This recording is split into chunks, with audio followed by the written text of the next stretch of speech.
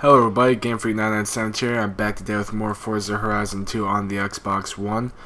And today, to continue this week's trend of previous cover cars for Forza games, we're reviewing the Ferrari 458 Italia, and this car was featured on the cover of Forza Motorsport 4, which is the game that really got me started with the whole racing kind of genre. Like before, I played Need for Speed and Need for Speed basically, and it was fun and all, but it was lacking a certain something that I think Forza definitely had, and that was more customization and everything. But anyway, I'm not here to compare games, I'm here to review a car. So the Ferrari costs 214,200 credits, so it's a little pricey, but you know, it's a Ferrari, it's fast, should perform pretty well, hopefully, we'll have to see. But anyway, it makes 562 horsepower, producing 398 foot-pound torque, weighing in at 3,274 pounds. So I'm hoping for some pretty quick performance here. Let's take a look at the colors. Alright, so we have a red, a orange-ish red, a dark red, a yellow, blue, a light blue, blue, and a dark blue, black, two blacks for some reason, a gray, whatever that color is, even though it looks pretty nice, a silver, cream, and then a white. I think I'm going to go with the blue. Forza Horizon 2 has a really nice looking blue for the just for the car manufacturer colors. I just like the shading, and or not so much shading, just the contrast and everything. Makes it look very, very nice. Alright, let's see how that exhaust sounds. Let me actually drive away from all the noise and commotion of the Horizon Festival.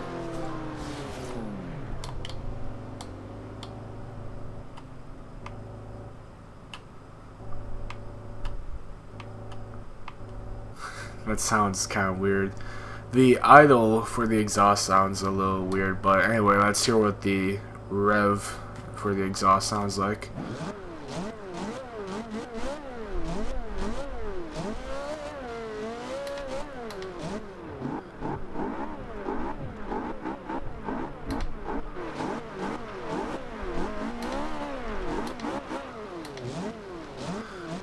Wow, it sounds pretty good. But this interior, I like it. I love this interior.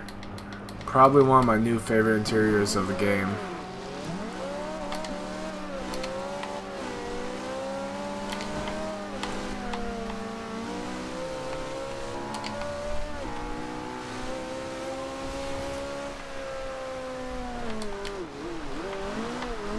Whoop. Back end started to kick out a little bit because of the rain.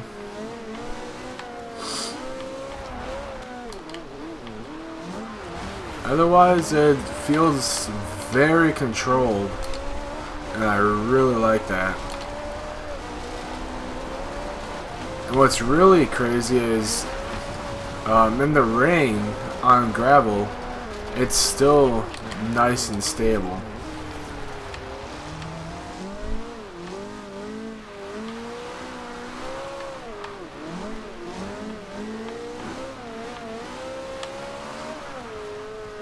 But on pavement, it seems that's where it actually will spin a little bit more, which is pretty strange.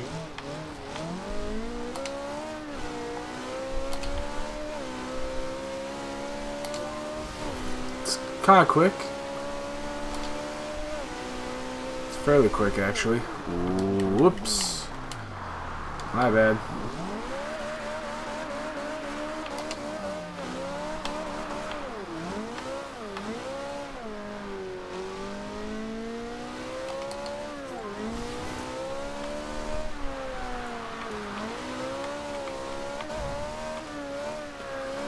Stupid rain. It always has to rain when I'm trying to do a car review.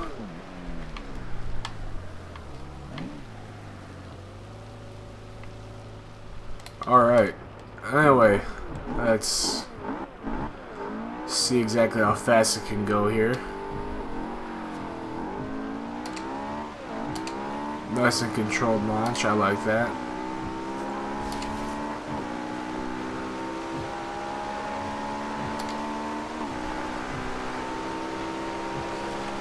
I just love the interior. I love the dashboard and everything.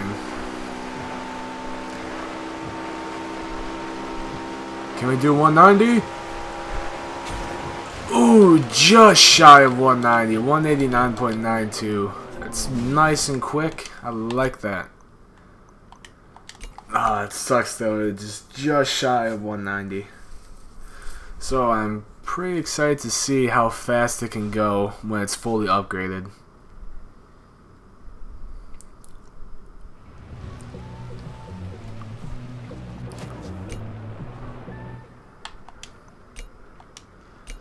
Alright, let's take a look at the conversions. We have an engine swap, drivetrain, and aspiration. Let's see what kind of engine we can put in here. A 6-liter V12. That is a BMW V12 that is used in the McLaren F1, if I'm not mistaken. And I'm not going to go with that. If it was a Ferrari engine, I would have been more tempted to, but I still would have had to keep it with the normal engine. What am I doing? I went back a little too far.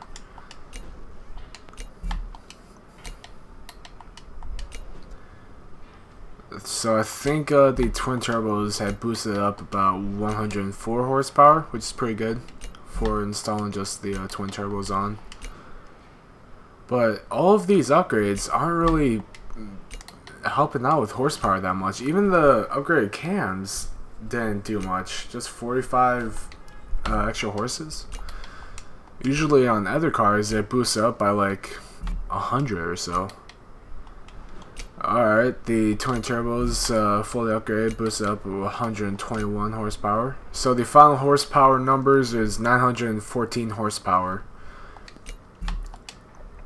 So if it follows the trend of some other cars that have done this, it should be very manageable, but still very fast. Alright, let's keep the suspension the same. We cannot upgrade the brakes, which I kind of don't like because I really like having good brakes on there. And well, I guess I haven't really been able to test out what the brakes on this car do. Alright, yeah, let's throw a... Actually, let's take this... Yeah, let's take this off because I want to see what the acceleration and launch will do, because taking that extra weight out, for some reason, it does worse for it.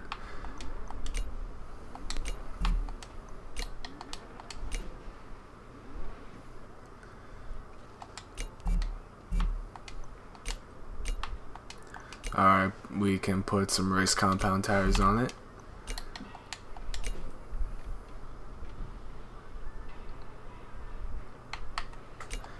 .265s on the front, that's somewhat small actually. I think the Supra can actually go wider than that. Alright, so of course just a splitter and a wing. Don't want none of that.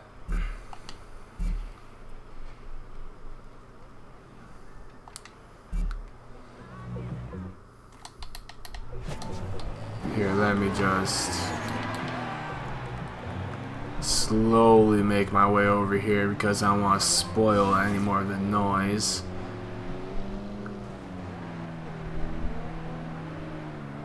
Alright, here's right. Here's pretty good. So let's see what the exhaust sounds like. Oh, it sounds way better.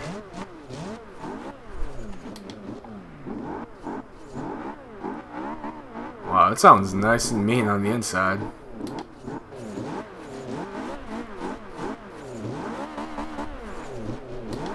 That engine though, with that blow-off valve.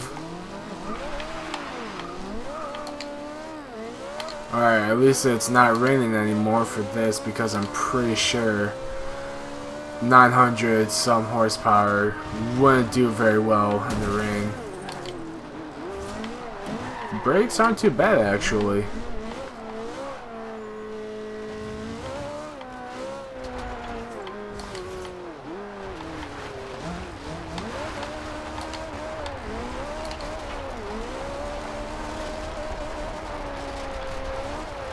Still feels fairly controllable in the gravel. That's good.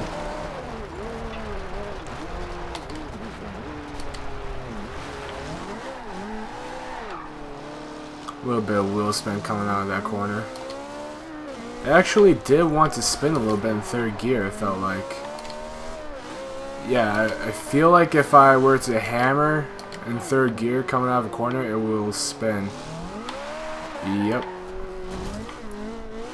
It's not entirely fair that the RPMs there were roughly below 5,000.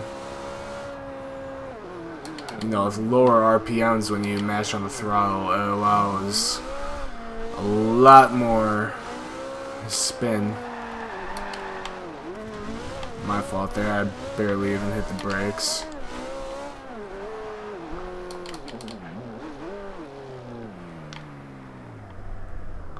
Alright, now let's line it up.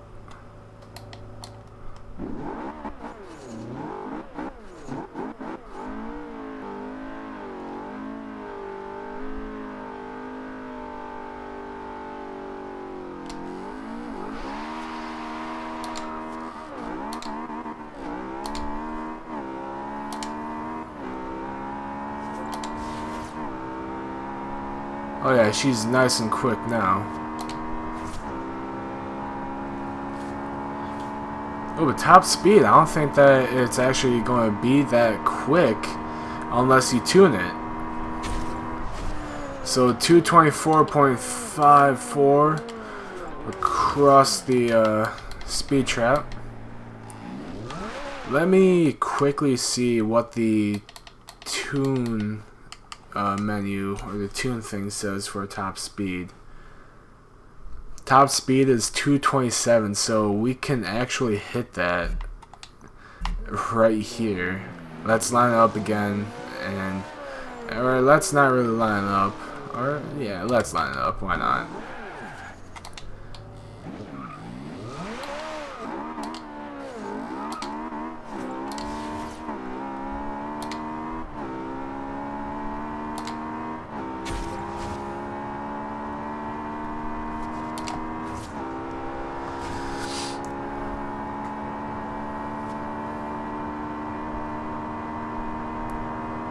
Come on, 227.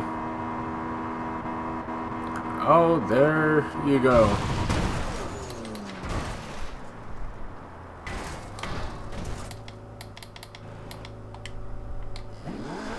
So yeah, definitely going to need to tune it if you want it to be a high-end car or top speed, I guess. I don't know.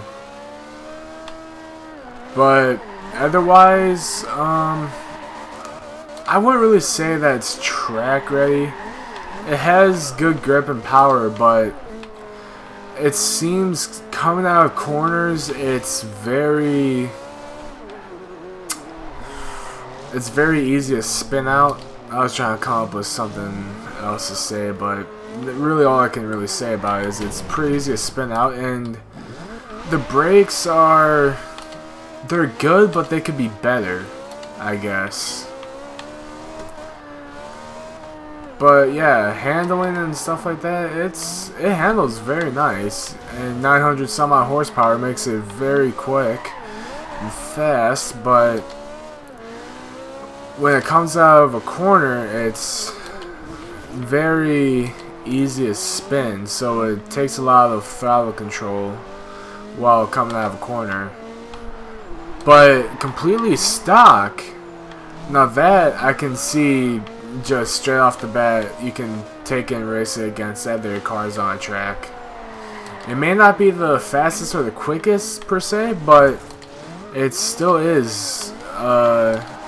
It still has awesome brakes, handles very well, grips good, and you know, 595 horsepower, I think it was. You know, it gets the job done. You know, you can do other small things like just do some, like maybe just throw a twin turbo on there, then upgrade everything else, and it should be good. But otherwise, fully upgraded, it's not something that I would want to use on a track. It's not really something that I would want to use on a drag strip as well, unless I were to tune it. And I have no clue exactly how fast this car goes tuned up, but completely, well, with just a stock tune, it only does 227 barely, so it's not that impressive. So I would rate this car a 7 out of 10, just because fully upgraded at least. I would rate the stock version, as far as like track racing goes, I would rate that like 8 out of 10.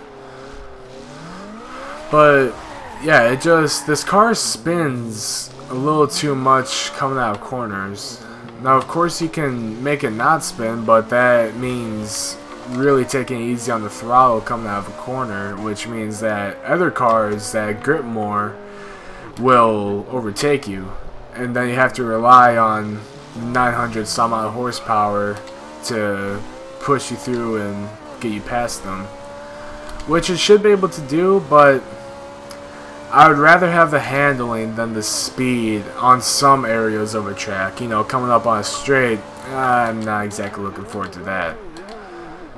But yeah, I would rate this car fully upgraded, the Ferrari 458 Italia, fully upgraded. I would rate it a 7 out of 10, yeah. But anyway, if you enjoyed the video, let me know in the comment section down below, or just give the video a thumbs up. If you want to see more content from me and my friends when I record the film, make sure to hit the subscribe button. I'll be uploading daily. And thank you all so much for watching, and I'll see you in the next video.